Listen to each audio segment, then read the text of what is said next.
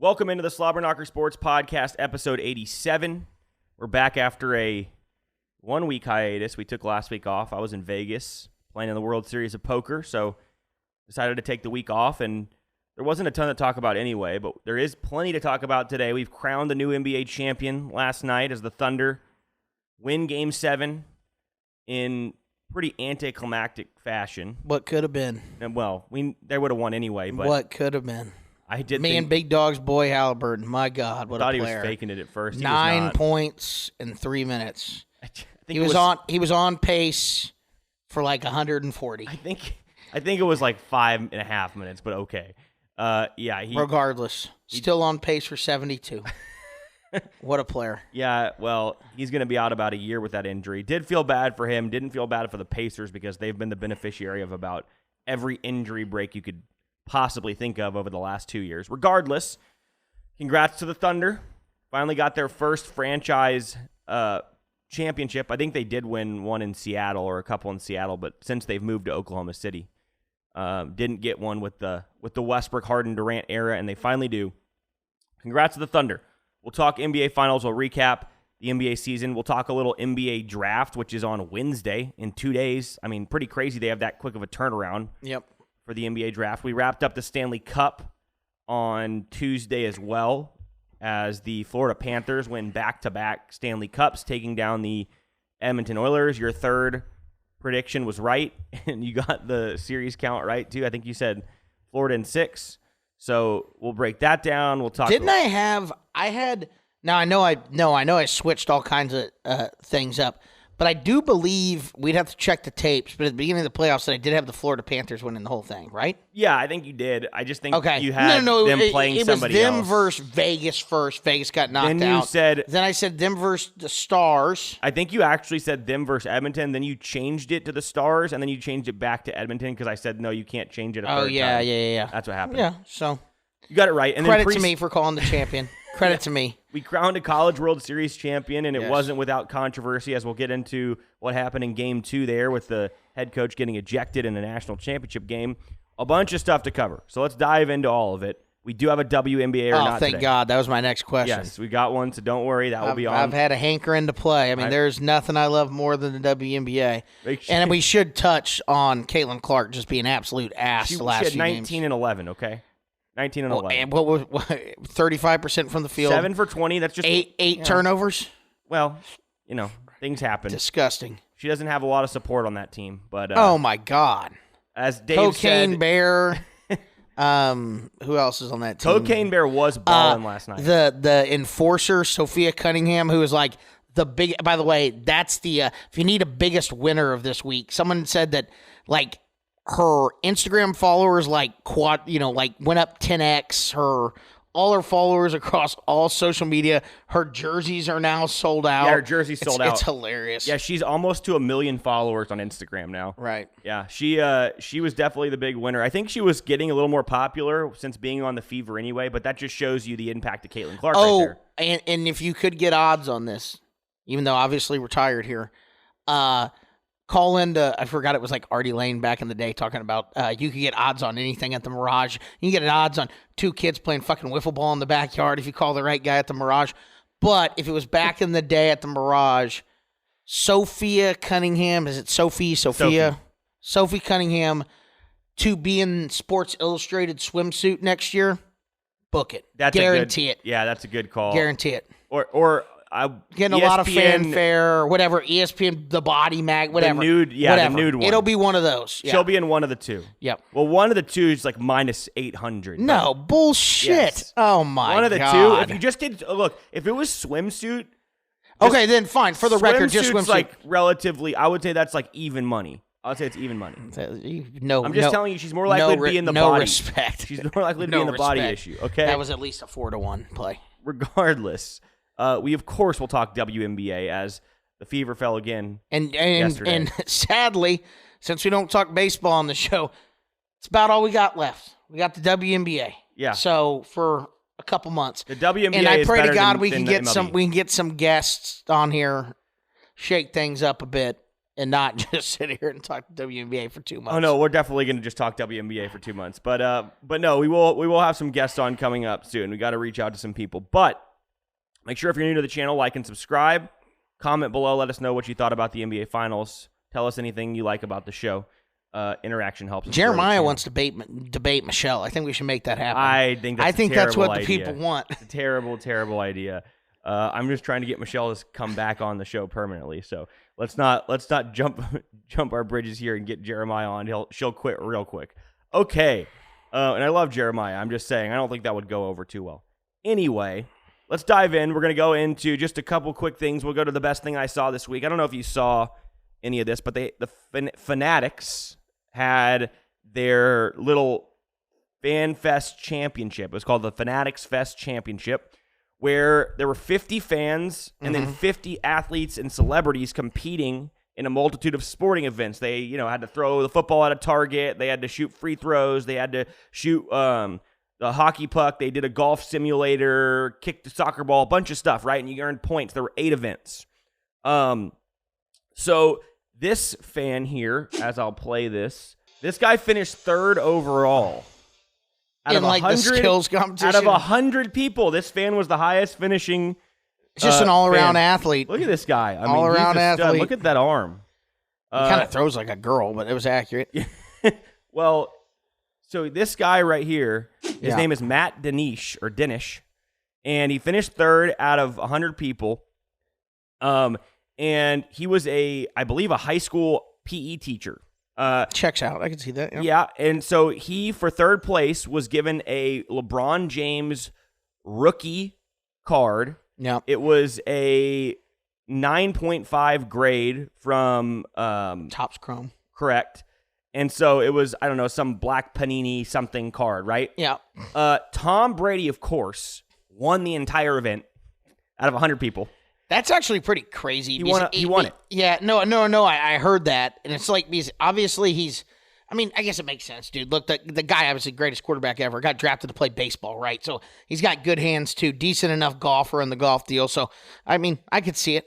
Yeah, I could see it. So did he win in like dominating fashion, or were people pretty close? Do you know? I have the scores right here. It's hard to tell what these say, but yeah, if you look at the final scores, it was out of, I don't know what the total possible points were, but Tom Brady had the highest score with 399.1 points. Okay. Then Justin Gaethje, he finished 2nd. He had 345 points. Matt Denish, the fan, had 326. James Harden was 4th with 323. Jimbo. And Eli Manning was 5th with 314. Okay. And then the next 5 were all fans. So actually the fans did better than the athletes in this competition somehow. And Tom Brady won $1 million for winning, right? So Tom Brady won $1 million. Did he donate it to all the fans? So what he did was he took $250,000 and he bought the LeBron James rookie card on the stage from the Matt Denish guy. Okay. So he gave him $250,000 for the card, and then I think he gave him like a signed jersey and a couple other pieces of memorabilia. Sweet. So the guy got off. He was like, yeah. the fan was like, yeah, I didn't know what I was going to have to do with this card, so this helps a lot. And so he literally just took $250,000 cash that he had on the stage and handed it to the guy for the card. Sweet. So that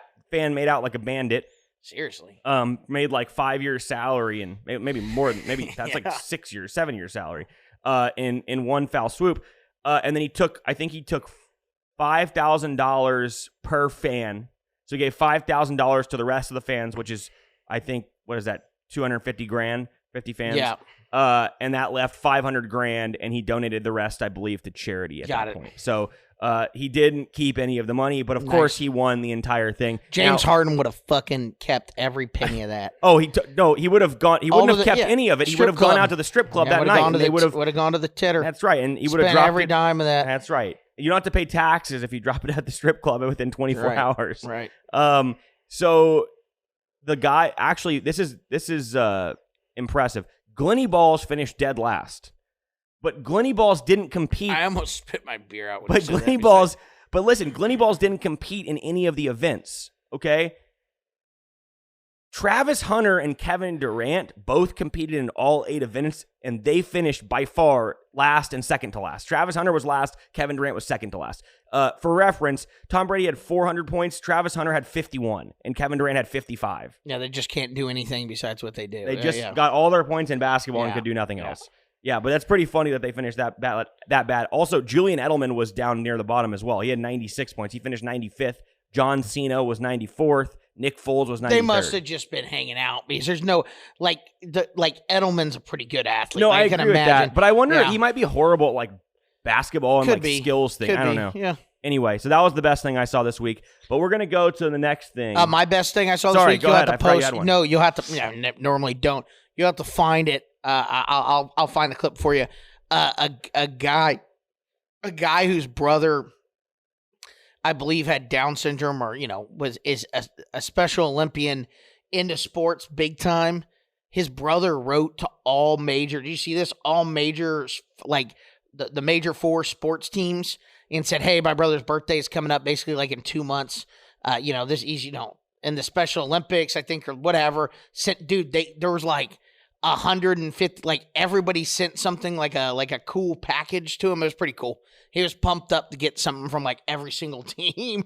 Wait, so they all responded? Yeah, like just about everybody. That's pretty cool. Which does kind of make sense these days, especially with these guys having full-blown PR teams and social media and stuff like that. But it's still cool that pretty much whoever didn't, it would be like if there was like 5 teams that didn't, like people are probably going to get fired. No, it's like everybody responded except the whoever. Yeah. Like, oh, that's pretty rough. Well, it is cool. That's awesome that they did that. That's really cool. I think it's, I guess once you get 1 or 2 teams to do it, now it catches on, everybody does it. Right. But it's surprising because it's, you probably get so many messages these days of like everybody's asking people to do that. So right. Anyway, that's cool though. All right, let's go to the dumbass of the week. And this is going to bring us to an ability to talk about the College World Series. So if you didn't watch the College World Series, we had, took place over 8 days or 9 days, and we got down to 2 final teams. It was 2 of the 3 favorites, LSU and Coastal Carolina. I think it was the second and the third favorite. Did I pick LSU? You did. I picked Coastal. You picked LSU. Credit to me. Another champion. To be fair, we also did pick those at the beginning, so we both picked the champions from the very beginning. And LSU did win, although they got fortunate couple breaks here at the end of this game too. So LSU wins game 1, 1-0. It was a great game. Not a lot of action. Good pitching performance. Coastal had plenty of chances. They were 0 for 9 with runners in scoring position. So if you're not familiar with the College World Series, when you get to the final 2 teams, it's a best 2 out of 3. So LSU wins game 1. We go to game 2, which took place yesterday, early in the day before the NBA Finals. And so bottom of the first, there's a man on second, 2 outs. Coastal and LSU tied 0-0. And you're going to see the head coach here for Coastal Carolina, Kevin Schnall, come out and get tossed. He gets tossed in the bottom of the first inning, and if you're watching, you're wondering what he did to get tossed. Oh, and then you see the umpire take a that should be a fine. That should be a fine. He flopped. Not only did they eject him, then the umpire holds up 2 for 2-game suspension because for quote making contact with an umpire. So had this gone to a third game, they were saying he was going to be suspended. Now whether it would have stood or not, I'm not sure. But the guy who, I don't know if you're probably much more familiar with umpires than I am. First base coaches, look at him. That guy means fucking business. He'd kick somebody's ass right there, that guy. He's got the arm brace on. He means business. Well, he meant business here too because he got tossed as well. Yeah, he got tossed as well. So they actually both get tossed here. So the head coach, the lead assistant, they're down basically to the recruiting coordinator of Coastal Carolina was the acting head coach here in the national championship in the first inning, trying to stay alive and force a game 3. Yeah, it was okay. So it was wild. Real quick, guys, one thing, and then you go. Do you know this umpire? His name is, sorry, I have it right here. I recognize him. Angel Campos. He was an MLB official for 7 seasons. He officiated or umpired 585 games, and in his 585 games, he ejected 23 different people. Yeah. And I don't know if that's a lot over that. I know baseball ejections happen quite frequently, so I don't know. That's probably not a lot. So the disconnect is this. Okay, so in baseball, not a lot of people know this, but in baseball, you cannot. The letter of the law is you cannot talk balls and strikes with an umpire. You just can't do it. Now, so when he comes out, apparently and that was the issue. Correct? That was the issue. That's what he was saying. You missed 3, and he's saying you missed 3, and apparently he tells him to go back to the dugout, and the coach says why, and then he starts walking toward him and says you missed 3.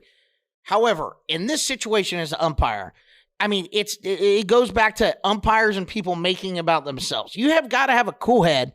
You take your mask off. You go over and say, Coach, listen, I get it. Maybe I missed those. If you come out here again, and I understand you're upset, I'm going to have to throw you out of the game. Like, it's that simple. You don't just do it right there. There's a lot of baseball purists that are like, nope, doesn't matter. Letter of the law. It's as black and white as you want in the rule book. If you come out, you show up to umpire and say you missed 3 balls or strikes, you're gone. See you later. It doesn't matter what the stage is, whatever. But this, cooler heads needed to prevail. He needed to go over there and say, hey, okay, got it. It's enough. If you do it anymore, I promise you I'm going to throw you out of the game. You don't do it right there. He's hot. He's upset. There's a lot on the line. But then to throw out the first base coaches where it's honestly even crazier, because it's like they know that he's going to be the acting coach. And now he's getting his verbal abuse in there too, and they toss him, which is wild. You can't do that. You've got to have enough discretion as an umpire to be like, hey, first of all, it was a quick trigger. Like all the announcers said, everybody that knows baseball agrees. You can't throw a coach out there in the first inning. It like Jeff Passan tweeted, is like, there's a very select things that you can say where it's basically, we get back to killing families and, when you can't threaten somebody's family. This is the actual tweet you're talking about. It said there are very few combinations of words in the English language that warrant ejecting a coach from an elimination game in the Men's College World Series Finals, and yet Coastal Carolina's Kevin Schnall and the first base coach Matt Schilling just got run in the first inning. Yeah, it just can't happen. I mean, it's as simple as that. I mean, I understand that he wasn't happy that he was showing him up, and he was calling him out. But this is the classic umpire deal where they have too much power. Well, they have too much power, and like you said, officials don't have souls. I love officials; they're people, they have families, but they were making this. I mean, that guy made it about him in that situation. You have to have more. You have to be. Like I guarantee you, he could say whatever he wants today. I guarantee you after that happened and going into today, he's embarrassed that he threw him out of the game. Now, his argument will be, he's like, by the letter of the law, I had every right to do that. But deep down, he's not. If he has a soul. Well, that's the big good point. And he's an official, so he probably fucking does not. Yeah. Let's hear what the coach Let's hear what Coach Kevin Schnall had to say in the post-game interview. I'm sorry. I'm not sorry for what happened. I'm sorry for this being over. I'm sorry for how it ended. Noah Beanick, 11.7. Coach, the 28th pitch of the first inning, were you warned prior to it? And then I know the home plate umpire kind of turned his back and walked away. Were any words shared from him to you afterwards? There's 25,000 people there, and I vaguely hear a warning issued. As the head coach, I was an assistant for 24 years, and as an assistant, you're almost treated like a second-level citizen, and you can't say a word. Now, as a head coach, I think it is your right to get an explanation of why we got warned. And I'm 48 years old. I shouldn't get shooed by another grown man, right? So when I come out to ask what the warning is, a grown man shooed me. So at that point, I can now hear him say, it was a warning issued for arguing balls and strikes. And at that point, I said, because you missed 3. At that point, ejected. If that warrants an ejection, I'm the first one to stand here like a man and apologize. 2 words that define our program are own it. And what does that mean is you have to own everything that you do. Without blame, without defending yourself, without excuses.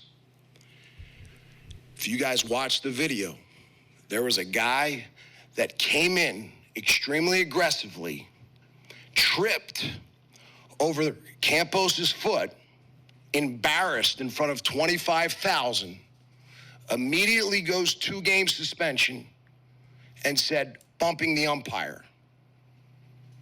Immediately does that. There was no bump. He was embarrassed. I shouldn't be held accountable for a grown man's athleticism. Don't retract it, though, because now it's excessive. And the reason why it's excessive, because I was trying to say, I didn't bump him. It is what it is. But if that warranted an ejection, man, there'd be a lot of ejections. As an umpire, I feel like it's your job to manage the game, the national championship game, with some poise, some calmness, and a little bit of tolerance. I mean, he couldn't be more right, in my opinion. I'll say this. He's 100% right about the second guy. He didn't bump him. The guy just falls over. The first issue, I'm telling you, I know enough about baseball, I've watched enough baseball. If that is game, and that's where the discretion lies. If that is game 82 of a Major League Baseball season, and a manager is screaming from the dugout saying, "Hey, you're arguing balls and strikes," and the umpire says, "That's enough," because they do it all the time. That's it.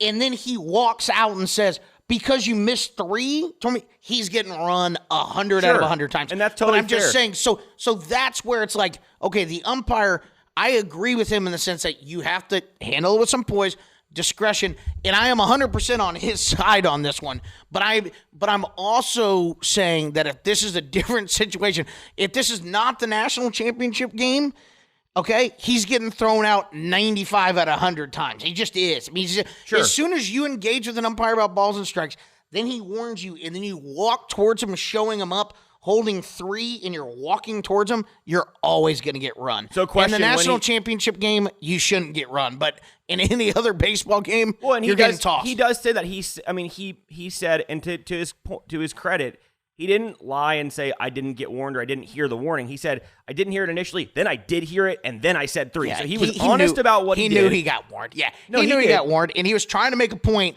And I'll be honest with you, he thought with it being the national championship game, he wasn't going to get run. But that's and then a he's fair like, "Holy assumption." shit." And he's like, "Get the fuck out of here." And then he comes running out. So, I mean, No, it's, yeah. That's Anyway. fair, but he does say there, too, he's like, with a little bit of tolerance. I Right. agree with him. Now, is he right in the sense that a lot of people, I guess you already answered this, really.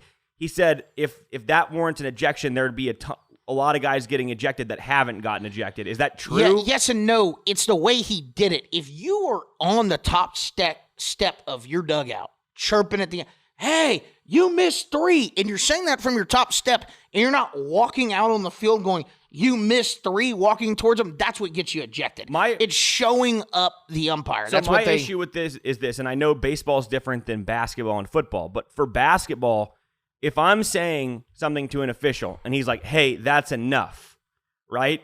And then I go, "All right, that's enough." But so you missed 3 calls.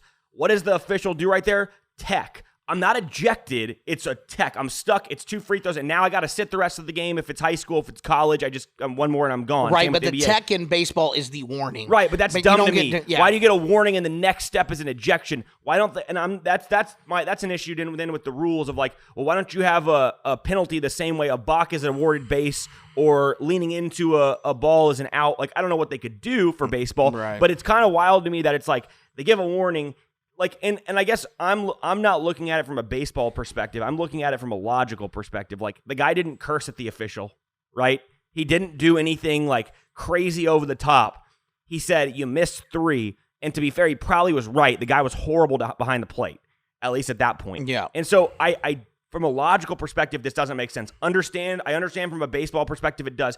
Think about it this way too. And I know you're already on the side of the Coastal coach. Oh, for sure. But I'm Yeah. just saying this. Think about this. Imagine if Kirby Smart got ejected on the first drive of the game in the national championship game. Have you Right. ever seen a coach in a college or basketball or football Right. or any sport game get ejected at all, let alone that early? Yeah, but that's crazy. to No, me. 100%. Listen, it is 100% crazy. Should have never happened.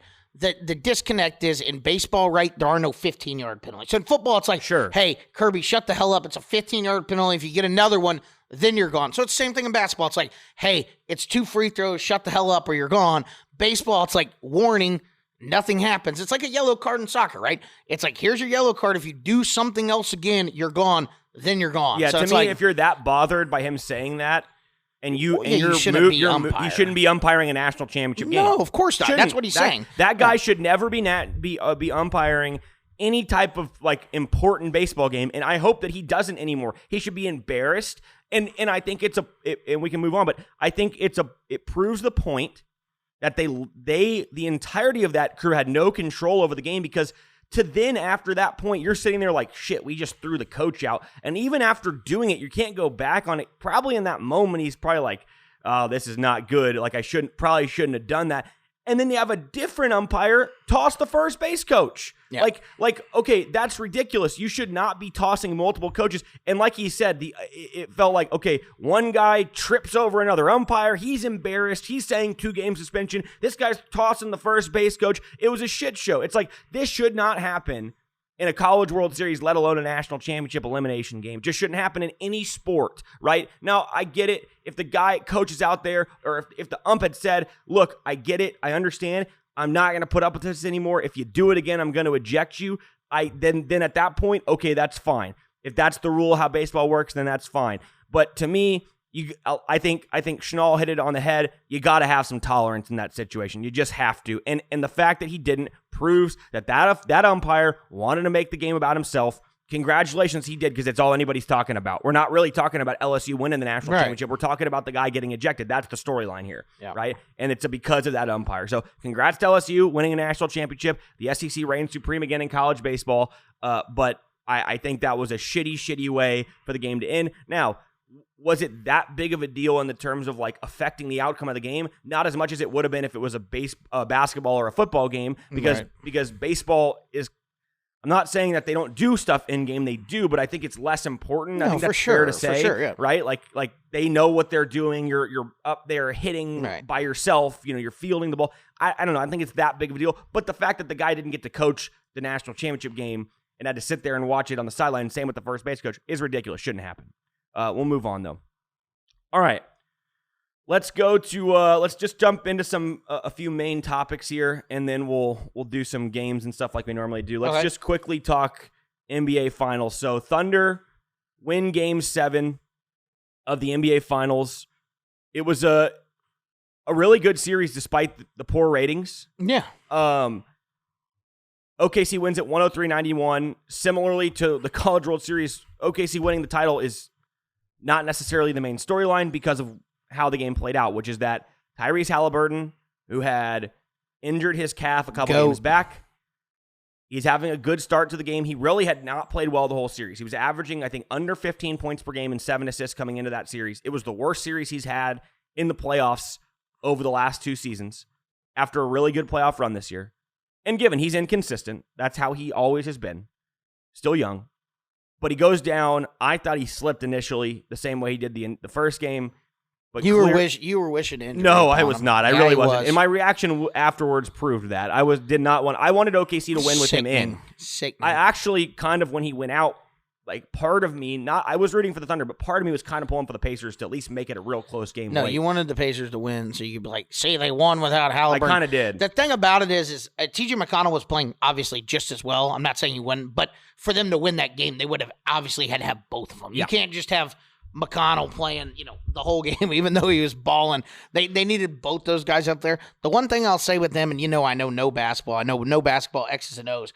I have no idea why they never had a lineup with like McConnell running the point and then like Halliburton out there as well. I mean, it just seems they finally started to do it a little bit at the end of the series, but for 2 years in the playoffs, I've had the same question. I don't get why, because it felt like it was Rick Carlisle was like, it's got to be one or the other, and that hurt them as opposed to having them both out there. I don't think it had to be, but I don't know. No, I'm saying that's what I think. That's what I think he thought. No, for sure. Obviously, because he never did it. But yeah, I have, like I said, I don't know too much about the X's and O's when it comes to that. But it seems like McConnell running the true point out there, and then having Halliburton running around getting open for threes, and then making passes as well. But yeah, great series, fun to watch. I think everybody thought it was going to be over in 5, so the fact that we got 7 games is cool.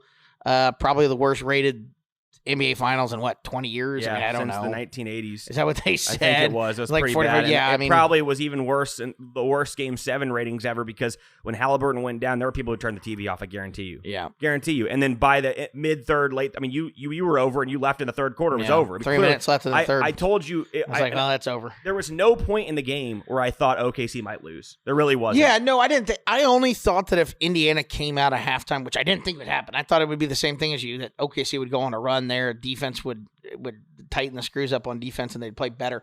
But I just thought maybe, say Indiana comes out, hits a couple threes, goes up 8, and then you're like, okay, well then maybe this is going to come down to the wire a little bit. But as soon as they went up like 5 or 6, I was like, okay, this is over.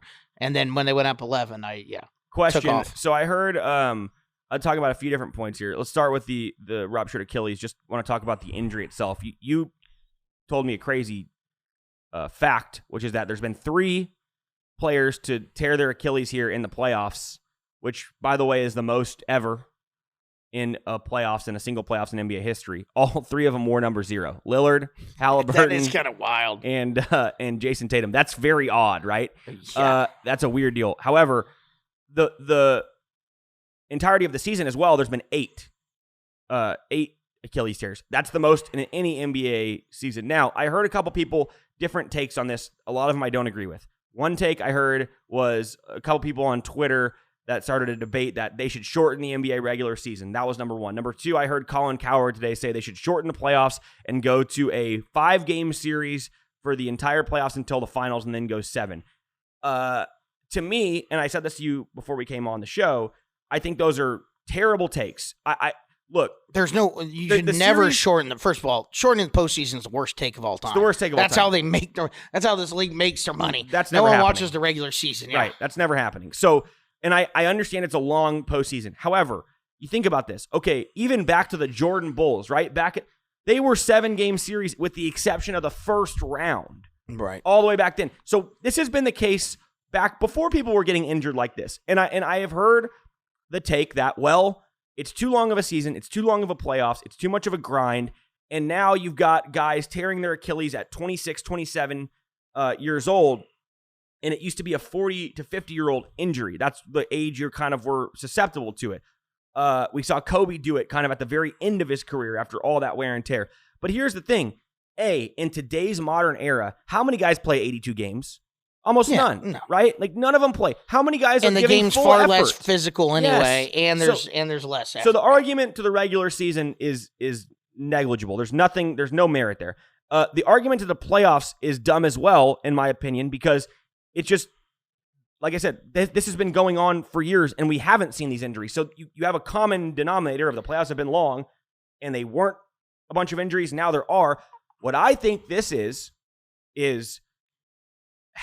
how they train, which you said before, how these guys train in the sense that, learning and working on things to be more explosive and having these violent cuts all the time, right?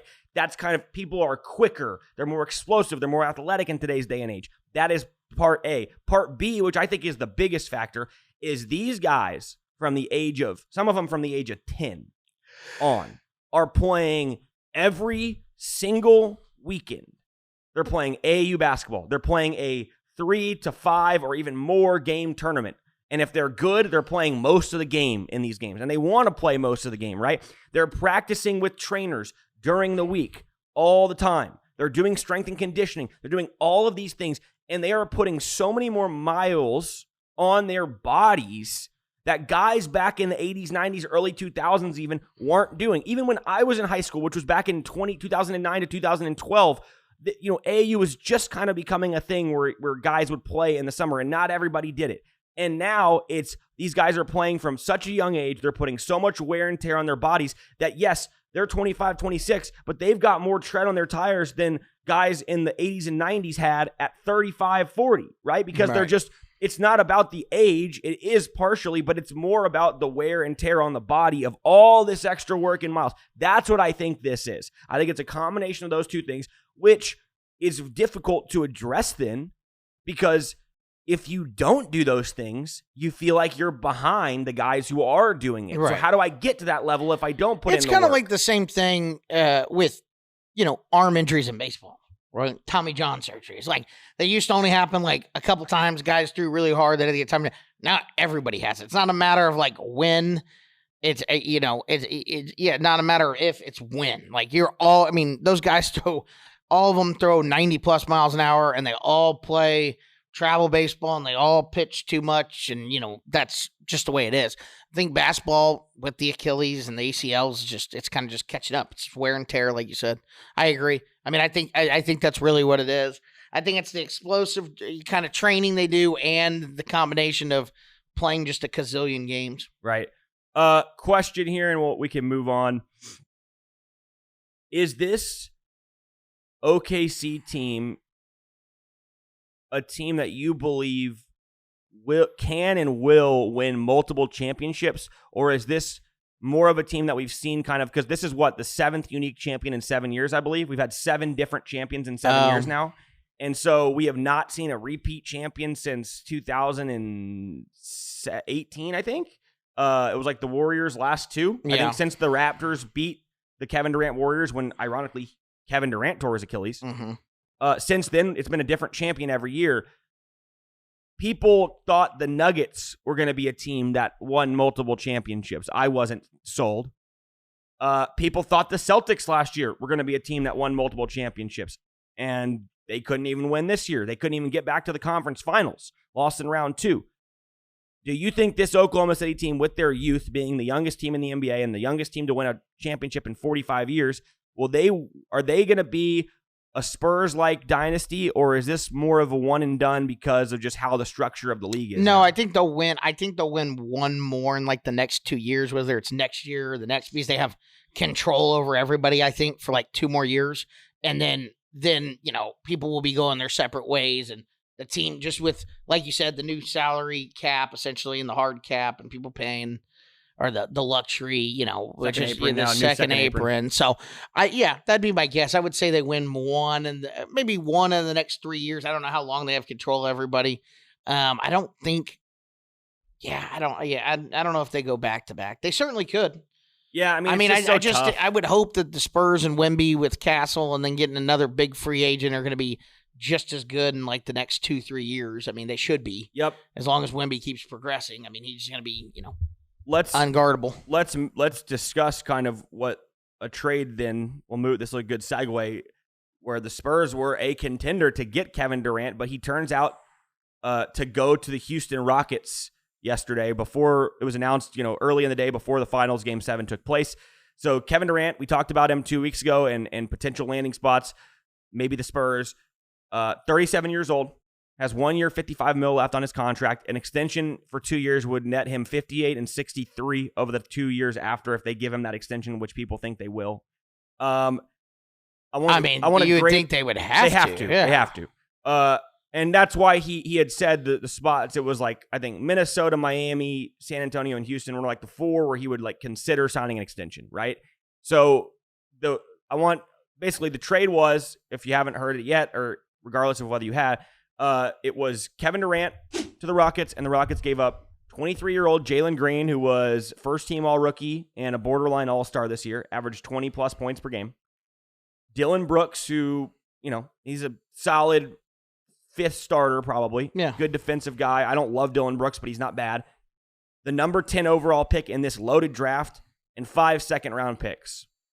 Curious to know your thoughts based on what the Suns thought they were going to get out of him, what they gave up for Kevin Durant. What did the Rockets give up too much? Grade the trade for each team for me. Who won the trade or traded? Either way. I would say the Suns won the trade. I mean, I still think that their roster's obviously pretty fucked up, but I really don't see. Listen, I know Kevin Durant was 6 in points in the league last year, whatever.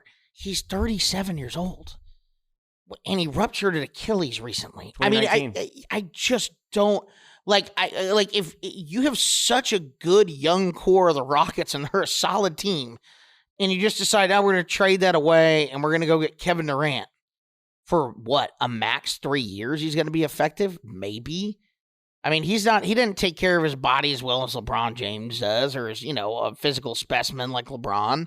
I mean, I think he could be effective, but you're still not going to win a championship. Why not? I mean, we see what the Thunder have done. Why not just, I mean, that seems to be the winning recipe now, right? I mean, I'm just thrilled. Listen, I'm telling you, I'm thrilled the Spurs didn't trade for him because I am too. had told people all along, everybody thought we were going to get away with Vassell Barnes and the 14th pick. I was like, they're not going to do that. The Suns, now that's all I would have given up, if that. Yeah. But I'm just saying, the Suns were absolutely asking for the second pick and probably Vassell. That's probably what they were asking us for. Something along those lines. And I was like, for the love of God, just do not give that to him. If we had given up I didn't even want to give up the 14th pick, to be honest. Because my thinking from the Spurs perspective, if you're a San Antonio fan, and I got into debate with a couple people, and I think people were torn. Some people thought, a lot of people really wanted him San Antonio. Like my buddy who's a diehard Spurs, like, dude, he was the 6th overall scorer in the league last year. I'm like, okay, I get that. But, okay, our window, the Spurs window is not the next 2 years. Exactly. It's like the next 4 to 8, and we should be unbelievably good. We should have like almost, if Wemby stays healthy, God willing, and he has the career we think he's going to have, our window is like for the next decade. It's not. And so why get older these next 3 years when you add Durant, we're still not as good as Oklahoma City. From the point. Or the Celtics. No. I mean, it's like, point Tatum, that I know, OKC was missing the playoffs to winning a title was still 3 years, and that was quick. That was a quick turnaround. Right. So if you're thinking about it from that perspective, that we're not going to win a title in the next 2 to 3 years, which I get it. There's a lot of delusional Spurs fans who legitimately thought if we got Kevin Durant, we were going to be title contenders. I did not, right? This team was not good enough. We have a young coach who I thought was a mishire, and you have Wemby, who's phenomenal, but he's in his 3rd year. He's 21 years old. I mean, he's a kid, right? So I think you're right. I think our window's in the next, we need to get 3 more years out, and then it's the next 6-7 years. That's what I think. Most guys don't win a championship as the best player until they're 25, 26 years old. It just doesn't happen. Yeah. Right? Look at Anthony Edwards, right? Same shit. He just does. That guy's phenomenal and can't do it. Luka's still just getting to 26, 27. It doesn't happen very often. And like you said, trading for superstars hasn't been the recipe for success lately. It's building around players that you draft or get young and building pieces and building a deep roster. You look at the teams that made it to the finals, the deepest rosters, the teams who stayed healthy and had deep rosters, and teams that got injured fell early. If you rely on 2 guys and they go down, that's it, right? Not to mention the superstar model hasn't worked. Kevin Durant and Bradley Beal and Devin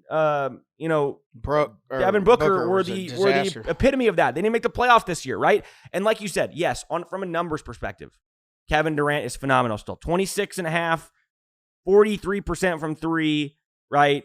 52% from the field. He was a 26 plus 50-40 plays not a lick of defense. Yeah, and he's ever. Not to say that anybody does, but I mean, really doesn't. And since the Achilles tear, is not worried about boxing out, rebounding the ball. I mean, there's a lot of stuff that goes. And since the Achilles tear, he's gotten significantly worse defensively because on the Warriors, he started to buy in a little bit and got better defensively. He's always been a poor defender, but he got better. And since the Achilles tear, he's not been able to move as much. So you're getting an old guy with an injury history who's been on 7 different teams now. I mean, it's been so many different teams. I don't get it. I mean, if the Rockets legitimately thought, which I guess they do, if they legitimately thought this, hey, we could win a title in the next 2 years if you get them, what the Raptors did with Kawhi. They're like, hey, we're just putting all our chips on the table. What they're doing. Yeah, but this is 37-year-old Kevin Durant, not prime Kawhi Leonard. If he's prime Kawhi Leonard is fucking terrifying. When he's playing well, we saw it in a couple games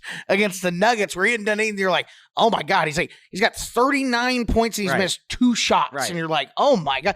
You're no wonder people pay this guy. I mean, but we know better being in San Antonio. Oh yeah, we do know better. If he's 32 years old, this might make sense, right? It's not all that much you gave up then. Shit, I would even say if he was 34, but the 3-year difference is just so huge at this age. Yeah. It's such a small window. I think that is what they're doing. They're all in. They're like, if we get a championship in the next 3 years, who cares? Right. And then they looked at it. I think the way they looked at it was, well, we only had to give up 1 first-round pick. Yeah, but you gave up the 10th overall pick in a loaded draft. That might be the value of a top 5 pick in another draft. Right. Right? you got that 10th pick despite being the number 2 seed, right? So you got this great position where you got a young team and you got the number 10 pick in a really good draft. You got a chance to add a really good piece, right? Instead, you give that away. The second round picks, whatever. Like, more than likely, Houston's going to be a contender in the West over the next 3-4 years.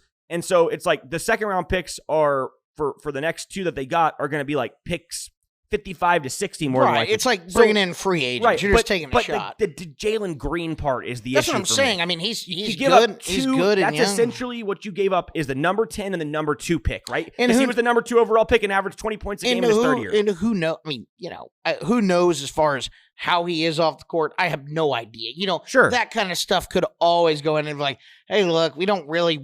We like him. We think he's talented, but I don't think he's got the championship pedigree. We think we can bring Durant in here and have a shot, whatever. So but it's just, this is a big gamble, and you're putting, like you said, putting all your chips on the table right now. I'm thrilled that the Rockets did it. I actually said that's who I thought would do it because I thought they were the most desperate to win now. Right. And that's why I thought he would end up there. I didn't think Miami or San Antonio would cave, although Brian Wright is pretty stupid. I didn't think San Antonio would cave and give up Castle, which is what they wanted probably, or the number 2 pick. It was too valuable. But the 10th pick, you get Jalen Green. The Suns kind of, like, I think the Suns win the trade. If they turn that 10th pick into an all-star, they definitely win the trade, right? And I don't think the thing about the Suns, too, is like they win the trade no matter what they get because unless the Rockets win a championship, which I don't think they're going to, they were getting nothing out of Kevin Durant after this year anyway. So they got the 10th pick, Jalen Green, and a bunch of second rounders. Even if they miss on the 10th pick and say they don't get anything in the second round, they still win the trade because it was Kevin Durant wanted out of there and it was going to be a horrible situation. Yes. So it's like they won the trade in the sense that it was, going to be a train wreck. So they had to get rid of him. And I think I will say, I think they maximized the value. I did not think they would get that much for Kevin Durant. In a situation where a guy wants out of town, They got getting the 10th pick in Jalen Green, who I thought was a steal, to be honest. Yep. All right, let's move on. Let's do some news or fake news, okay? And then we'll come back. I still want to let you talk quickly about the Stanley Cup. I want to talk some NBA draft. We might be a little bit longer on this one than the last 2, just because this is our last kind of big episode before we go to the dog days. Yep. All right. It's time for news or fake news. Number 1, the Washington Commanders owner bought a 1-of-1 Jaden Daniels Black Finite Prism card from the 2024 Panini Prism for $1.5 million, and he plans to display it in the Commander Stadium. That sounds like news. I don't know if 1.5 is too high, but it sounds like news. 1.5 is too high. Yeah. It's 500,000. So it was news, but it was fake news in the numbers. Yeah. So I'll give you half credit for that one. Yeah. The card sold for 500,000, and what product was it out of? What does it say? It was a Black Finite Prism from the Panini Prism from the 2024 Panini Prism. Okay. Yeah, and it was a 9.5 out of 10 grade. So he got $500K for it. I know that now. I mean, I think he probably got more than he would have anywhere else because it was the Commander's owner who wanted it, right? Right. You also have to realize there's so many different 1-of-1s. There's so many different products. Like this was the Flawless or the National Treasures, which is like the premier product, and it's a 1-of-1. He'll probably go for $1 million. Some of them will prospect it for that. Yeah. That's wild. Cards are crazy. Okay, number 2, 5-time second-team All-Pro linebacker who played for the Jets and the Ravens, C.J. Mosley is retiring from the NFL at the age of 33. Fake news. It's actually news. He did. He retired on his 33rd birthday. He retired, finished with over 1,000 career tackles, 12 sacks, 12 interceptions, 10 forced fumbles, and 3 touchdowns. He was a 5-time Pro Bowler and a 5-team second-team All-Pro. Actually surprised that he retired. He's a good this player. early. Yeah, He's a very good player. Made money and is done. Yeah, and maybe doesn't want to have the CTE, Get the tism. Number 3, Shai Gilgeous-Alexander became the 4th player in NBA history to win regular season MVP, Finals MVP, and the scoring title in the same season. News. That is news. Can you name the other 3? Kobe Bryant. Nope. Wait. So what is it? Win MVP, Finals title? MVP, and scoring title in the same season. Okay. Kobe did all those 3. He just didn't do it in the same season. One of them super. How about Bill Russell? That's a good guess too, but it's actually not. Give me one more guess. Kareem Abdul-Jabbar. So Kareem is 1. Okay. Shaq. See, that's where I was going to go next. I don't know who the third one would be. The third one's the easiest one. Michael Jordan. Michael yeah. Jordan did it 4 times. Everybody else did it once. Thought I'd name Michael Jordan. Yeah. Michael Jordan, Kareem, Shaq, and now SGA are the 4. Got it. All right, number 4, the Florida Panthers Yep. ordered sushi to their victory parade mocking the Edmonton Oilers. This was news. This is news, and that was a real headline. Yeah, they were. I don't know if you saw. Oh, that's what I was going to make my best thing this week. I forgot. What I said was a good one. Alexander Barkov, the captain for, I don't know if you saw this video, for Florida. Like he's friends with the neighbor. He's like an older neighbor. And he told him, I guess, that they won, he was going to bring the Stanley Cup over. And it's like 4:30 in the morning, and he's just holding the Stanley Cup, partying all night. And he rings the doorbell, and he's like, keeps ringing the doorbell. And his wife's like, he's coming, don't leave. And he's like running down there to hold the Stanley Cup. It's pretty cool. Pretty awesome. Brought it over to his neighbor's house in the middle of the night. They did order sushi as well, because apparently the Oilers had booked and rented out a sushi restaurant in Florida after Game 4, anticipating they were going to win Game 5 and Game 6 and celebrating in Florida. And so the Panthers went and ordered a ton of sushi from that same place and were parading it around, eating sushi at the parade, which is awesome. That's funny. Number 5, last one. The NFL made Tom Brady and Rob Gronkowski pay to replace the Vince Lombardi trophy after they damaged it at Fanatics Fest. I'm going to say that that's true. I know that they damaged it, or didn't they damage it on or he threw it to him on a boat years ago. That was years ago. And actually, they didn't damage it there. Right, they Brady caught it. threw it, He and they caught actually it. caught it. And this Brady time was they drunk. damaged it? They did damage it, but NFL didn't make them pay for it. Okay. I had it as fake news, but they did damage it. Yeah, okay. That sounds about right. Yeah, it was just like, it went viral, but they didn't actually, NFL didn't actually make them pay for it. Okay. All right, let's go to, real quick before we go, I want to go NHL Stanley Cup. Do you want to do any recap of it, or should we just move on? Not really. I mean, Florida won. I think Florida was the best team when they lost. They lost Matthew Tkachuk for a while there, and they struggled a bit. But then they got him back, and they were just the best team in hockey. Yeah, deserved to win the Stanley Cup. So Edmonton, another crazy storyline. I believe Corey Perry played in the Stanley Cup 6 out of the last 7 years and lost all 6 of them.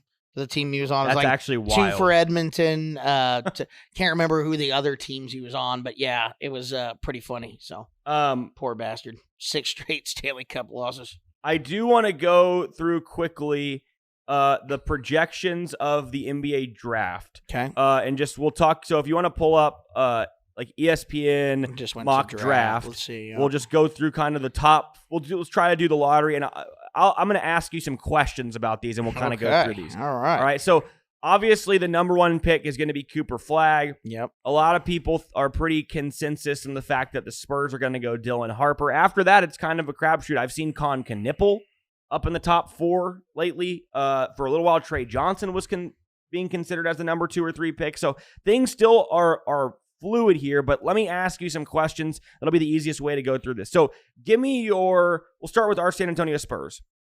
Give me who you would take at 2 and who you would take at 14, given who is taken on the ESPN mock draft. So like, assuming those guys on the mock draft are gone at 14 and at 2, who would you take at each of those spots? I want Dylan. Yeah, I guess I'd probably go. Man. Yeah, I mean, I'd probably go Dylan Harper, I guess. And then I liked your thought on taking Malachek or whatever his name. If he's there, yeah. But I think they have him going at 10, right? They have him going 7. He won't be there, but Trey. No, I love Derek Queen too. That'd be sweet to get him. That'd be awesome. Where's he projected? They have him at 14. Yeah, let's see. I don't know where that is projected. This is the best available. I got to go to a mock draft. I got it. The mock draft. Well, best available is fine. They have him going 12 to the Bulls in the latest ESPN mock draft. Yeah, I love Derek Queen. So for me, I think we're going to go Dylan Harper. It just seems to be that's who we're taking. There's not been any shift. Like from 3 to 15, I've seen players going up and down, but 1 and 2 the whole time. Dylan Harper, is he that? I mean, is he that great? Because when I'm saying, I don't listen. I'm sure in AAU they bought. I don't know.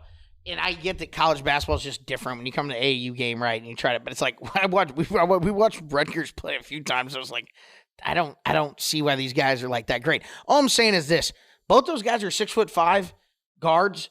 Con Knipple's 6'5" guard, and I'd rather have Con Kniple. Yeah. I don't want to take him at number 2. I would try to trade like someone that really thinks that Bailey or Harper is going to be a star. You can probably move back 3 spots and get their first round pick for the next year. Correct. You know, I mean that's just me. I wouldn't mind people, doing that. If people are super high on him, I don't know enough about him.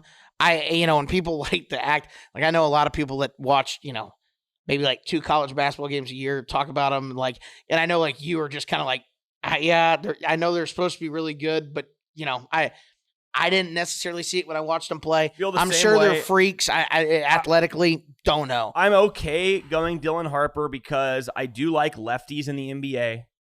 And I do think from a scoring perspective, he's the second best off the dribble scorer in this draft behind Trey Johnson. If it were me, I don't know if this is possible. It'd take a lot of finagling. I would love to somehow. If you're just going offense, you just get Trey Johnson. I mean, that's what you want. So that's who you I want like. A guy that can fill it up. Right. Just get Trey Johnson. I do understand. And Vex made this point. I didn't think about this, that he has some similarities to Devin Vassell in how he plays, and I don't like Devin Vassell. But to me, the difference is Johnson is so much more skilled at this point at 19 than Vassell. Vassell was a defensive guy, right, and became a better scorer, and he takes bad shots. Trey Johnson shot 40% from 3 taking bad shots this year, so he can fill it up. He's a 3-level scorer. I think. If you're going on, well, I'll come back to Trey Johnson in a second, but I like Trey Johnson a lot. I would strongly consider him at 2. I really would. And in fact, I think I would probably take him over Dylan Harper if it were me. I would take Trey Johnson 2. But you can probably get him at 5. So if you do want to do that, it makes sense to trade back. I wouldn't mind trading back at all because I'm not sold on anybody after Cooper Flagg. And I still don't know what Cooper Flagg is. I think he's a star. I think he should go number 1. I just don't know if he's the number 1 go-to option in the NBA yet. I think he is, but I'm not. It's not like a Wemby situation for me where it's like I'm sold 100%. I'm like 80% sure he's going to be like an all-star and like an all-NBA level guy, but I'm not 100.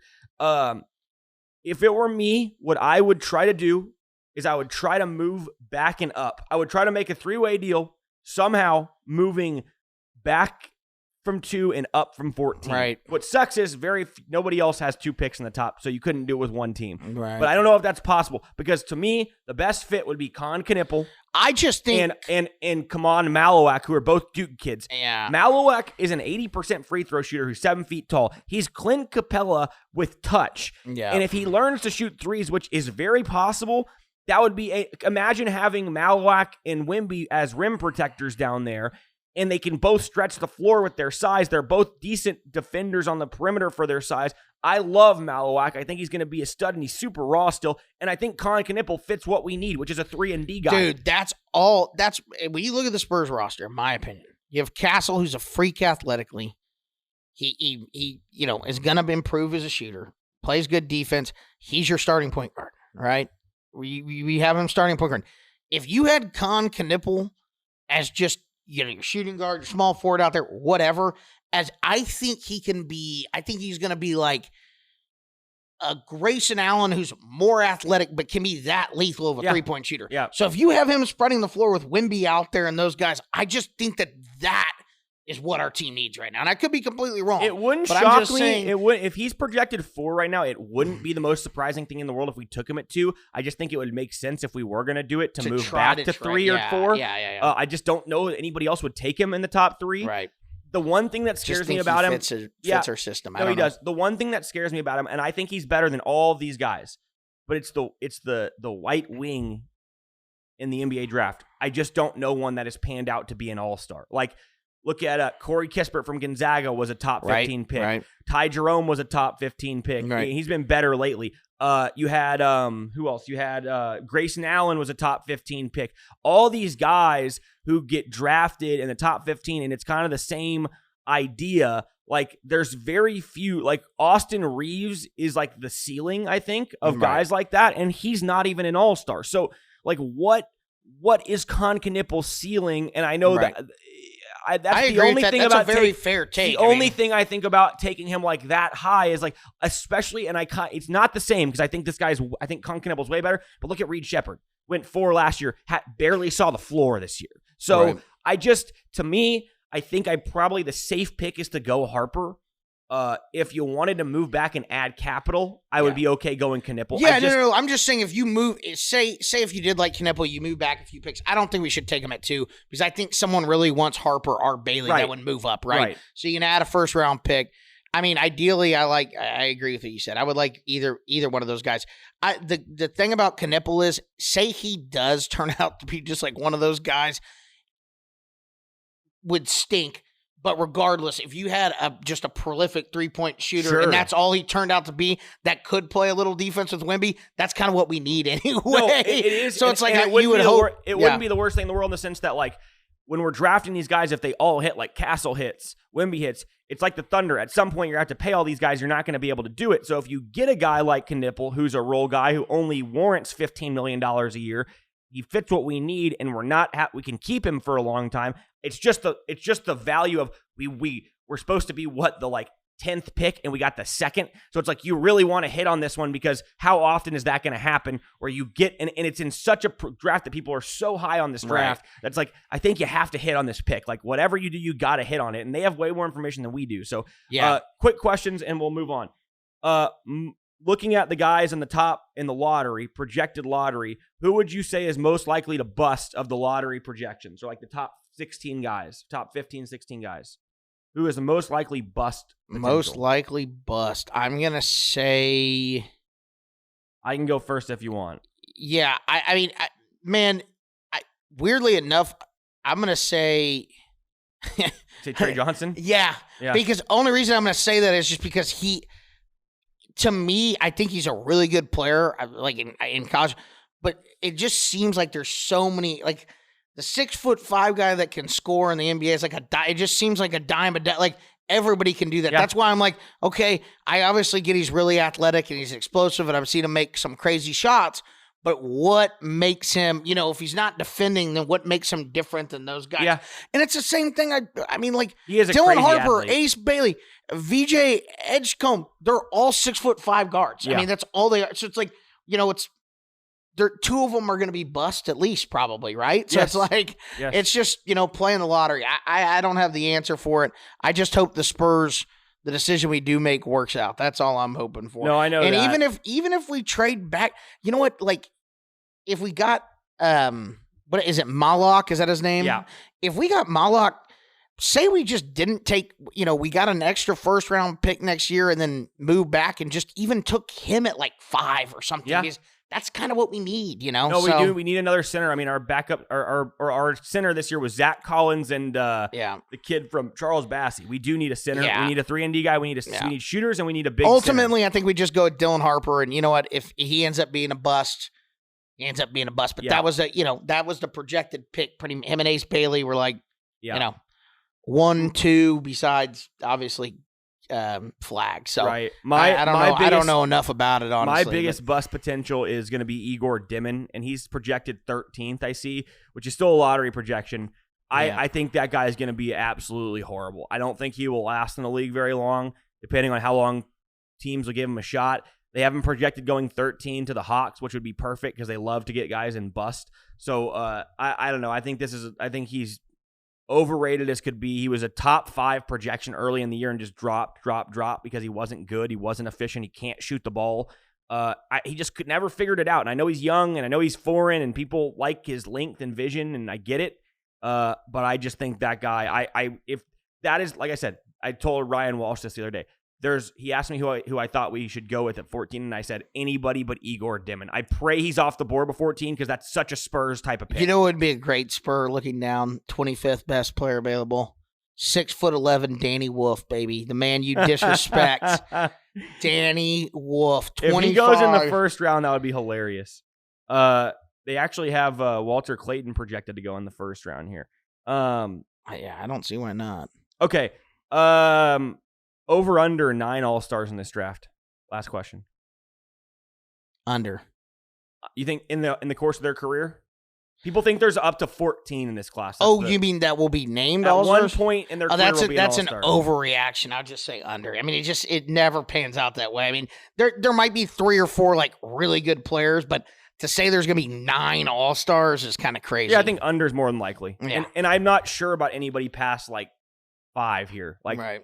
even some of those top guys, I really don't know. I do think it's a good draft, but I just don't know. The NBA just seems like such a, when you play, it's just, it's weird to me how they come up with these guys being this much better than, like Walter Clayton to me seems pretty good. Like I would take Walter Clayton. I love Walter Clayton. I don't know. I mean, I know he's a little bit older, but I'd take him towards the top of the first round, and people would, that know basketball would probably tell me the reason why, but I guarantee he's going to be a pretty good basketball player in the NBA. Yep. All right. We got 2 last. We're going to go WNBA or not, and we're going to go big finish. It's time to play WNBA or not. Here we go. It's time to play WNBA or not, and we're going to go number 1 here. Oh, man. Let's zoom in here. See what we got. Girl on the left. Girl on the left. Girl on the left. Okay. Man. The girl on the right looks taller. You know what? I'm going to say that is a guard in the WNBA. She plays in the WNBA. I'm surprised you got that one. That is Georgia Amore for the Washington Mystics. Yeah, the reason I got it, the giveaway for me on this one was like, that girl who's leaning way down has to be like a post in the WNBA. All right, that's fair. That was just my thought process on it, so I went with that. I was originally going to say no looking at her, but then I was like, okay, who is this giant black woman with her that probably plays posts? So, all right, yes, you got the, 1 for 1, baby. Okay, good I'm start. so back. You're, all right. So back. Number two. Oh, probably we'll get halfway through this and he'll be like, wait a second. Actually, that number 1, no, that's some kind of rapper, not a WNBA player. That is correct. That is. 2 for 2. That one was a pretty easy one. That is how I lost her name on here, but you're right. Oh, that's going to be Bailey. We get Bailey in here. He'll tell you. He'll know exactly who that was. Oh, gosh dang it. It was a good one, too. I typed in women rappers. It was a 1-word name. He'll know. Anyway. Probably Sizzle. Yeah, don't tell him. We'll see if he can get it when he comes in. All right, I have faith in my boy. Number 3. Is this a WNBA player or not? Zoom in here. On the right. WNBA player or not? Okay, I feel like this is a tricky one. I feel like I know what you're doing here. That you want me to think that is that guy's wife or girlfriend. However, it's not. That's his sister, and she does play in the WNBA. That is a WNBA player. That's Sarah Ashley Barker of the LA Sparks. Damn. God, Bailey, give us a quick glance up here real quick. Wait, let me. I have faith in you. What women rapper is this up here? Who is that? Oh, come on, Bailey, you I'm liar. shocked. He knows. I typed it in. I couldn't find it. Okay. Here we go. Number 4. Damn, fucking nailed that. Number 4. Yeah, I can't believe you've gotten Zoom 3 in. for 3. Number 4. WNBA player or not? Got little hands. I bet she plays soccer. Not a WNBA player. All right, here we go. Perfect. That is Son of a bitch. Chloe Bibby of the Golden State Valkyries. That is Chloe Is that Mike Bibby. Bibby's daughter? I don't know. It's a good question. Kind of looks like Mike. You could it see that. actually surprised me, actually. Yeah. All right, one more. Last one. Damn, I was after I'm perfection. glad you didn't go perfect. This is the most not. Your pictures have gotten so ridiculous. It's like just some random person in a car. Like what the fuck? Like no descriptor. She's wearing a white sweatshirt. Her hair's straightened and she's got a seatbelt on. Like I'm gonna say not a WNBA player. That is a WNBA player. All right, whatever. That's got Zaya 60%. Cook. That's Zaya Cook of the Seattle Storm. Yeah, all right, of course. He went 60%. He failed the test, but he won the game. What do you want me to do? You want me to give you the fucking picture of their hands and their fucking basketball necklaces? I mean, I don't know, but that's ridiculous. There's like no logo, just straight hair. I mean, nothing in a car. I mean, like, if we go to this, the people at home aren't going to be happy because, I can't even give like halfway entertaining commentary on that. Like, what am I supposed to do? Well, this is entertaining. Okay, let's go to the big finish. Bullshit. Look, I'm trying to win the game here. Well, I won. All right. If I, well, you won, but you failed. Oh my God. 60%. Got to go 4 out of 5. All right, I'm gonna start doing. You have to go 4 out of 5. We'll see how you do. Okay, I like that. No, I'm absolutely not. No, you already said it. Too late. No shot. All right, it's time for the big finish. Here we go. shot. Ready?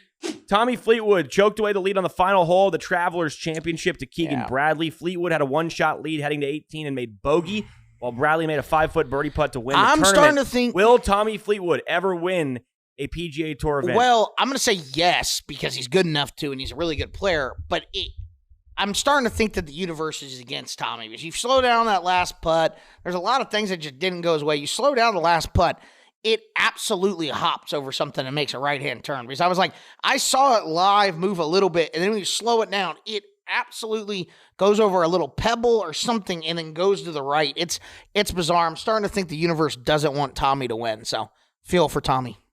But good enough, and we will eventually win. Yeah, young enough, he'll win. All right. No, the Spurs did not get Kevin Durant as he was traded to the Houston Rockets for Jalen Green, Dylan Brooks, the 10th overall pick in 5 second-round picks. I already asked you this, but who won the trade? The Suns. Suns won the trade. It's like, where did he get? Yeah, the Suns won the trade. Durant's old. Listen, he's got, I'm not saying he doesn't have, he probably has 2 good years in him. If he's in a situation that he likes, right, he's probably got 2 solid years in him. They're still not going to win the championship. No, I agree. So I just don't get it. Here we go. Travis Hunter signed a 4-year, $47 million contract with the Jaguars. True or false? Travis Hunter will make an immediate impact on the Jaguars as a rookie. I just think it doesn't matter. I think the team's just too bad everywhere else. Okay.